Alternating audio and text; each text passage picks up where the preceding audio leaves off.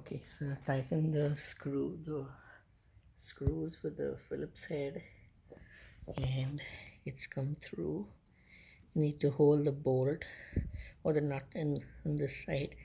It's a kind of a locking nut with a piece of rubber. So inside, so this is what it looks like when it's tightened properly. Same for this side.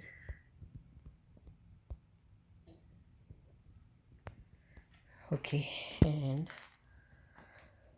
now I suppose I can unlock the handlebars. I guess you need to unlock it using both hands, so it's kind of hard to do while holding the camera, but